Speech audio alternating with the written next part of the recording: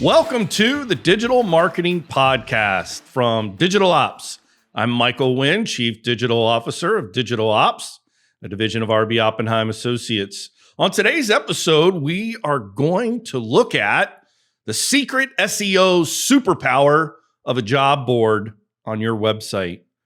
You know, over the last 6 months, I have been in Zoom meeting after Zoom meeting talking to clients about we need to get up a job board. We need to find people to work for our companies, our chapters, whatever the workforce need is for that client. And so as I sit there and I listen to and I make recommendations on what could help them attract these job candidates, there are some themes that seem to reoccur with great frequency. And I want to talk about those today because I think if you are an association or if you are a company that has several chapters or several locations, this would be a great episode for you to really dial in and think about not only is it a need for your business to have a job board, but the long-term search engine optimization value of having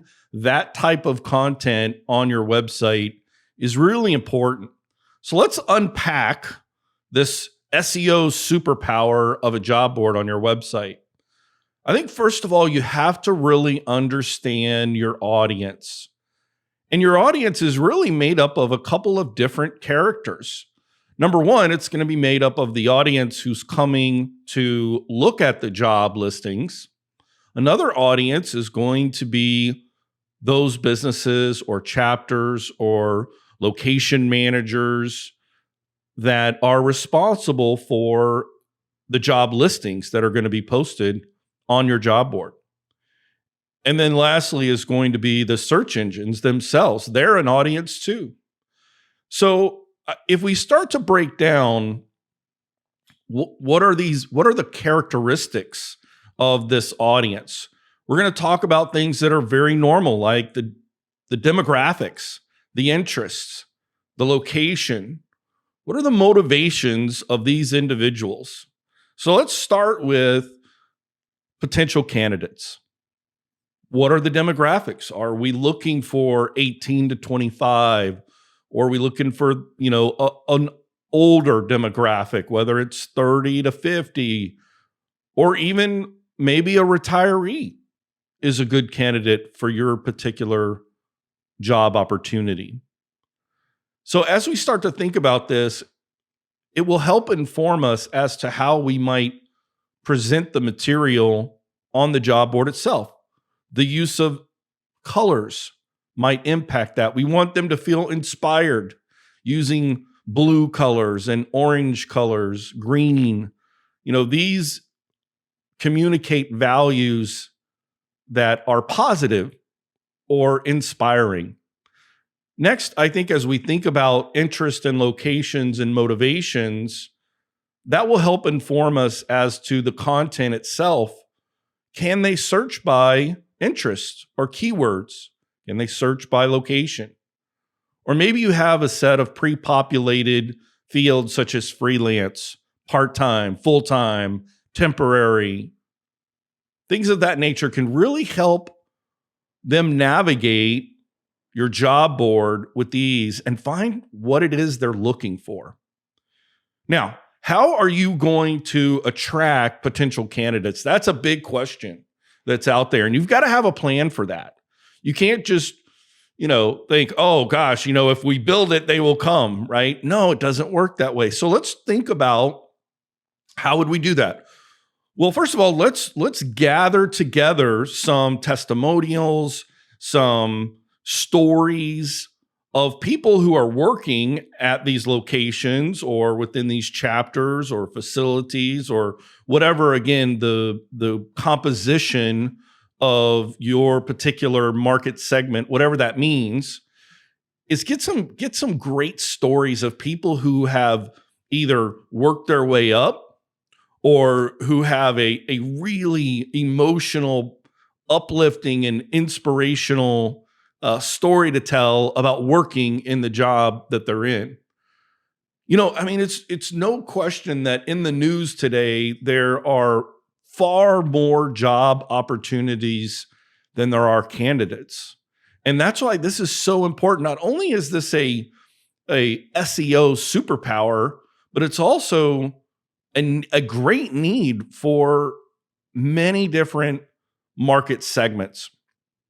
So again, we talked about grabbing these testimonials. Okay, so what are we going to do with these? Well, I think we have to have a social media strategy behind taking that content and creating a compelling reason for people to come and visit your job board. So once we've sort of collected and gathered these stories, we need to think about strategically where they're going to go and how we're going to post them.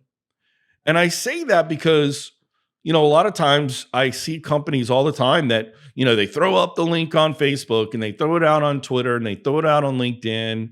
And they don't think about the mindset of that individual when they're on that platform. If a potential candidate is on LinkedIn and they come across your social media content that reads like a Facebook post and less like a professional thought leader tone on LinkedIn, they might look at your competition or they might look at a different job opportunity because you're not in line, you're not in sync with their mindset and the platform that they're on.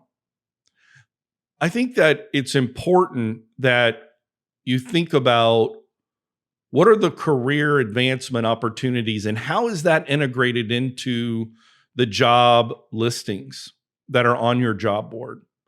I think that it makes sense as sort of a ancillary type of content that would go with your job board is to create blog posts that talk about how to write a great job listing and go through the things like, answer the retention question, answer the career advancement opportunities, talk about all of the benefits and answer the question for the candidate, what's in it for me if I go to work for this company? And so if you write blog posts like that, you're creating this ancillary piece of content that matches the subject matter for the job board. And those are bonus points for the search engines. They're looking for this long form content that links back to a high traffic page on your website. Not to mention, each specific job listing is also an inbound link within your website to a highly trafficked site. Think about it for a minute. When you go to a job board, what is essentially it doing? It's aggregating each one of these listings, which is in itself an individual piece of content that they're going to, but they're all linking back to the jobs page. I can't tell you how many companies, organizations, associations that I've worked with over the last decade that every time I pull their digital marketing monthly report, within the top 2 or 3 pages visited on their website is the job listing page. And so many times in the past, the executive director, the president, or the communications person that I'm working with, they're like, well, why can't we get them to go to this other page instead of the job board page? And I try to explain to them, guys, you need to understand that this is what they're looking for. So those are the things that you want to think about in how are you going to attract good candidates? Well, how then, I guess sort of that, we talk about the audience, that was the candidate audience. What about the employers, right? The location managers or the chapter presidents, or again, however that sort of hierarchy exists in your market segment. How are you going to attract good listings? Well, I think it's going to be some guerrilla marketing, right? To be quite honest, I think you're going to have to go out and you're going to have to look at places like Indeed and Glassdoor, or some of the other. Maybe there's a specific association website that has some of those job postings, look at them, evaluate if one of those listings or one of those organizations that has that listing is an ally or a partner or someone that you think of as part of your direct network. Number one, read over it and evaluate if it's a good listing. It's well written, it communicates value, it checks the box for clearly identified career advancement opportunities, the retention questions, maybe it's flex hours, remote work, all the different values that are important to a candidate, and then reach out to them. You might even go as far as to go and look at that company's social media pages on Facebook or LinkedIn or Twitter or even YouTube and look to see if they've created content there and reach out to them. Now, I realize that this is quite a manual process, but in the beginning it will need to be, because maybe you don't have 20 or 30 or 40 locations or chapters or facilities that make up your association or organizational infrastructure or network. And so you need to build this. But the long-term value of taking time and executing that exercise of identifying well-written job listings that are on these third-party sites, because many of these employers are paying money, $20, $50, $75, $125 to have that listing on those platforms. They're usually pretty well written. So taking the time to do that is your way of sort of identifying who are the people that I want to bring those job listings onto my job board and asking them permission to say, hey, I'd like to put your job board listing on my site free, of no charge. We have great website traffic to the job board. We have a lot of great candidates that might find you, and it's just an extra amplification or reach of their job listing, because at the end of the day, what is it? That company is they really need to hire somebody. And so you're helping them. And so the likelihood they're going to say no is probably not going to happen. They're probably going to say, yes, that would be great. We would love for you to put our job listing on your job board. Thank you so much. And then you could say, we're doing this first one for you. We hope that you'd come on and post other job listings that you have in the future on our site. We have an easy way for you to be able to do that. And that's what I wanted to talk about sort of in this next segment is, we'll call it crowdsourcing job listings, where you create a mechanism on the back end of your website that will allow potential employers to post their job listings onto your website. Now, I realize, again, I've worked with so many different associations and organizations, and they get real scared about people being able to post on their website, and I get it. But there are ways that you can easily overcome that angst of what happens if someone posts something inappropriately. Guys, relax. We'll just set it up so that all you have to do is log into the back end of your dashboard, review it, and hit approve or hit delete. It's that simple. But if you do what we talked about before, where you reach out and sort of this sort of guerrilla marketing, where you're talking to those organizations about what they're doing and how they're posting it and asking, you're developing a relationship with these organizations, location managers, and things of that nature, to where you don't have to worry about that so much, but you are allowing the community at large to be able to create and be the driver of content. So you're not having to go out there and scour Indeed or CareerSource or Craigslist or whatever the biggest pool is, location, digital, other third-party job boards, to be able to pull those in. Now, So we've talked about the different audiences. We've talked about the candidate, the employers. Now we're going to talk a little bit more about the search engines. And I hope I'm going to do a good job of trying to tell a story and build the case for how this works and why it's important. We talked about, again, understand that the search engines, what they're looking for is, okay, is this a high traffic page on the website to begin with? Well, a job board definitely is. We know that based on metrics of websites that have been analyzed year after year after year.